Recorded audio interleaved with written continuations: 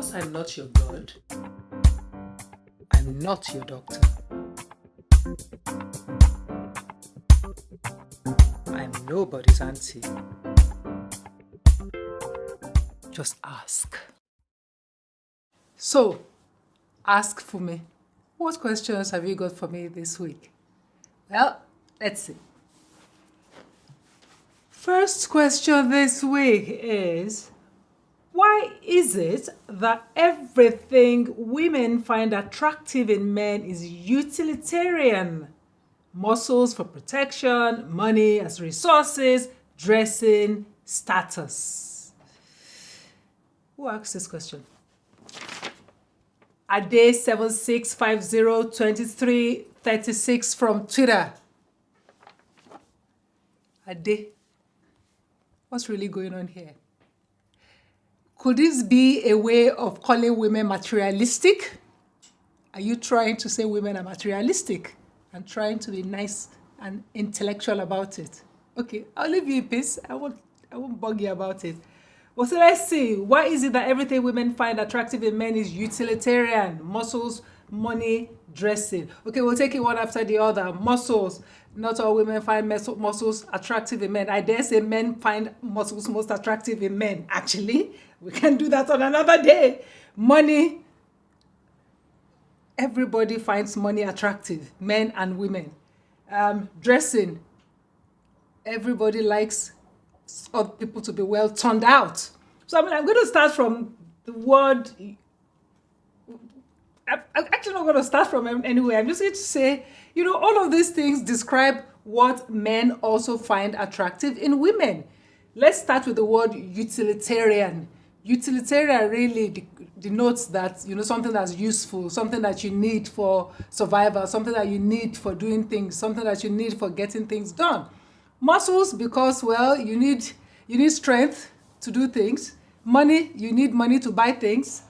Dressing, you need to be turned out nice so that other people can trust you. So I don't think any of this is gender specific. I think that both men and women find similar things attractive in the other. I think what's missing is the things that we ascribe to women, we don't give it the same status. So I'll break that down a bit. So what would women, if I was going by your own definitions and I said, okay, what would women consider to be protection?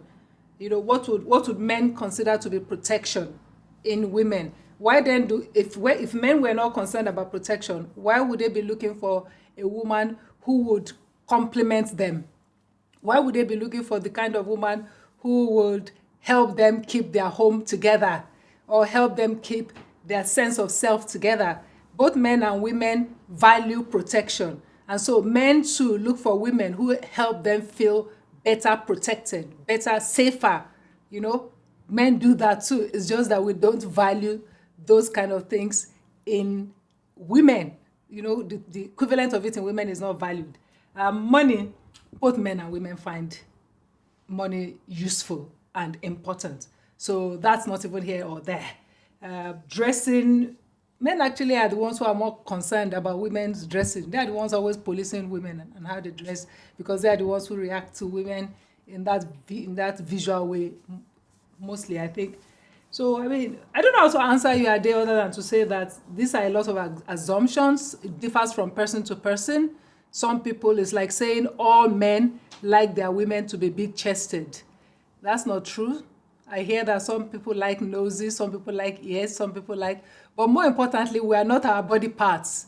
So I think that most people, men and women, like a certain essence about a person. The thing you were talking about with status, men are actually much more likely to want to find a woman who would enhance their status, because they want a woman either through her family or through her looks or through her job that would complement them, that would make them stand shoulder to shoulder with other men in their own social strata or a social strata they are aspiring towards.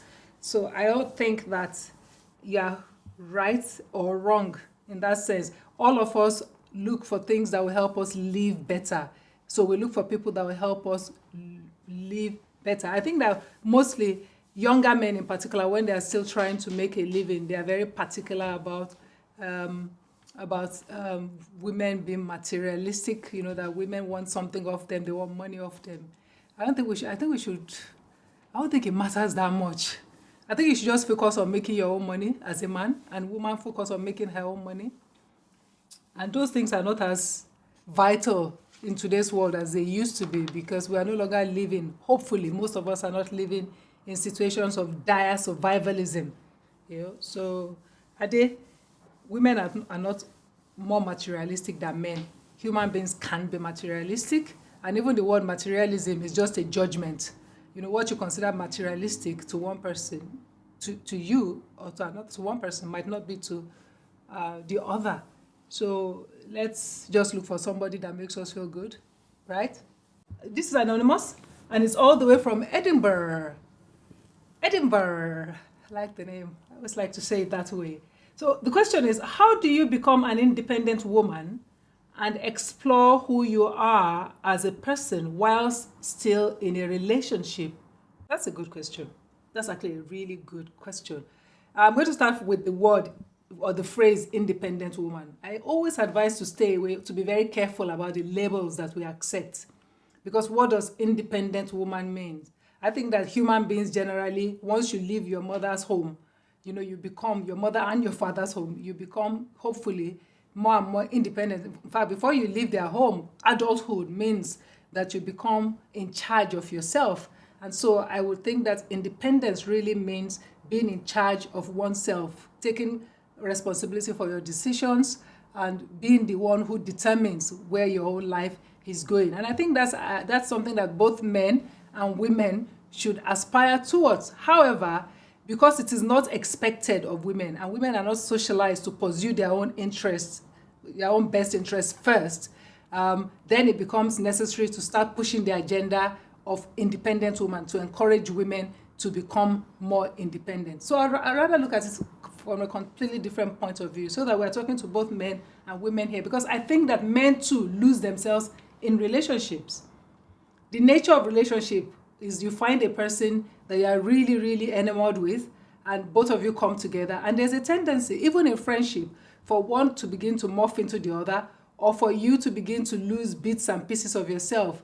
There would always be a bit of that in any kind of relationship. What you want to do is you want to be very aware of how much of yourself you are compromising, and even much more important, maybe losing. One of the first things I've noticed that I've been in that position too is that when you are younger in particular, you look in a relationship for somebody to complete you. And that's a mistake. You shouldn't look for anybody to complete you. You should look for somebody to complement you. It's a completely different way of looking at it, because in completeness, it's in seeking completeness that you are looking for dependency. But if you are looking for someone who complements you, you are looking for somebody to share yourself with. So it's a completely different way to look at it. And if you look at it that way, then you begin to value whatever is happening in your relationship on that basis. Does this complement me, or does it become something that's a need? I like the way that Khalil Gibran puts it. He says, let there be gaps in your togetherness. So even as a couple, where are you solidly your own person, and he is solidly his own person, and vice versa? That needs to be carefully negotiated in a relationship. Otherwise, yes, it is true that people completely lose themselves.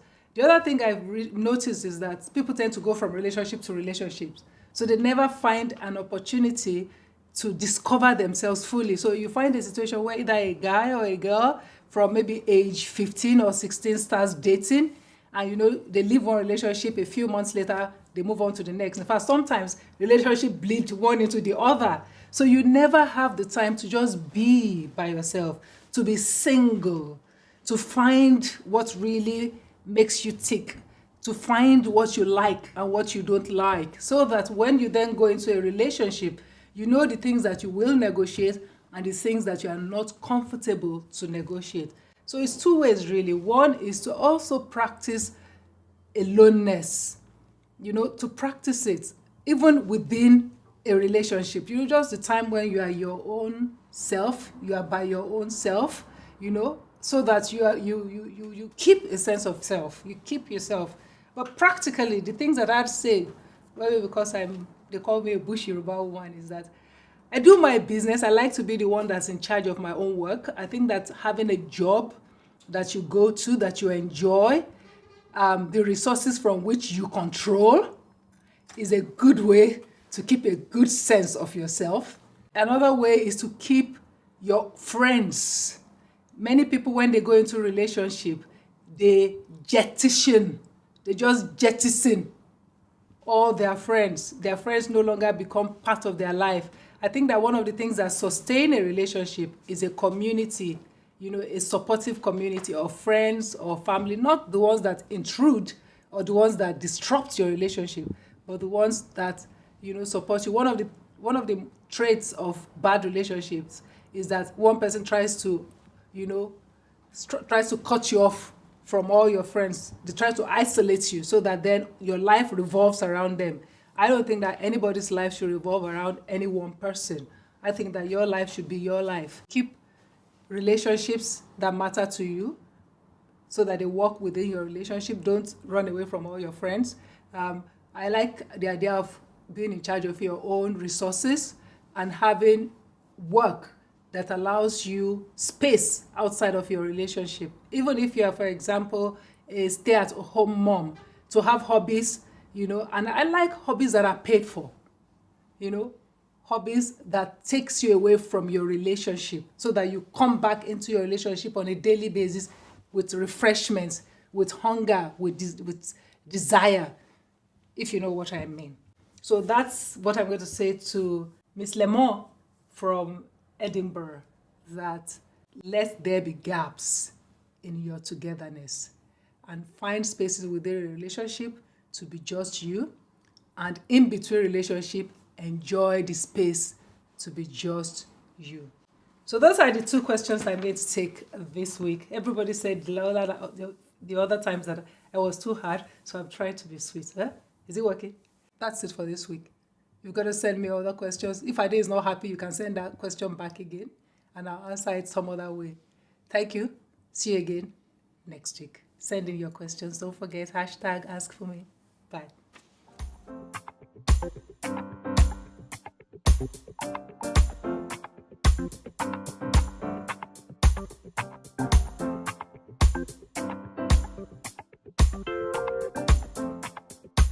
So hard.